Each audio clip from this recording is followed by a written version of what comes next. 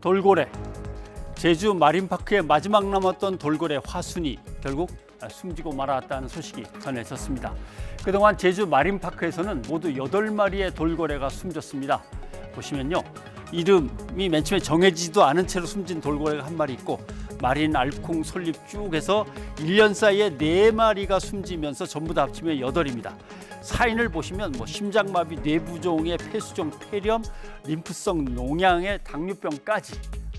돌고래가 웃고 즐거워하더라? 아닌 거 다 아시죠? 돌고래의 안면 근육의 특징상 그냥 웃는 걸로 보일 뿐이고요, 엄청난 병들을 앓고 있었습니다. 그 다음 보시면 어떻습니까?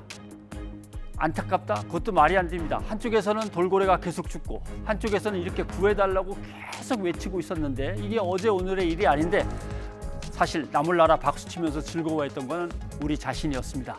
자, 문제는 남은 돌고래라도 빨리 구하는 겁니다.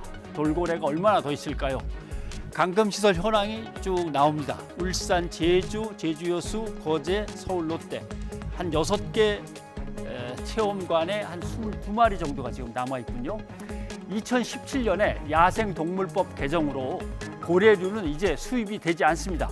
그러니까 지금 여기 있는 돌고래들이 폐사하면 전시체험 돌고래 관광은 영업을 더 이상 할 수 없고 중단되는 겁니다. 그럼 죽을 때까지 결국 계속 부리면서 본전을 되찾는다는 거 아닙니까? 이건 너무나 가혹한 일입니다. 네. 자, 그러면 어떻게 해야 되는가 한번 고민을 해보겠습니다. 수족관 업체 입장에서는 이거는 사유재산입니다. 사유재산인 돌고래를 우리가 그대로 가져다가 바다에 풀어줄 수는 없는 일이니까 수족관 업체에 뭔가 대체 보상을 해줘야 되는데, 한 마리당 한 3억 원 된다고 하죠. 자, 디지털 전시관으로 해도 전환하는 문제를 지금 고민하고 있고요. 두 번째, 바다 쉼터라는 문제입니다.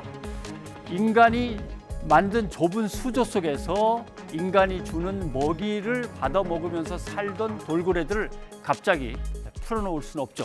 그래서 바다 쉼터를 마련하고 있습니다. 근데 쉼터를 확보하기 전에 우선 여기에 있는 돌고래들을 그럼 어떻게 할 거냐? 당장 죽어가고 있는데 그 문제도 아직 해결이 되지 않았습니다. 그 다음에 원서식지로 돌아가는 게 가장 큰 목표죠. 돌고래가 맨 처음에 잡혀왔던 곳. 그곳이 어디냐면 대부분의 돌고래들이 일본의 다이찌입니다.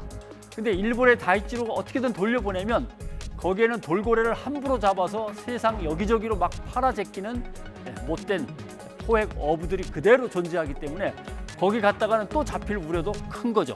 그리로 보내는 것도 문제가 있고 상당히 여러 가지 고민들이 지금 쌓여 있습니다.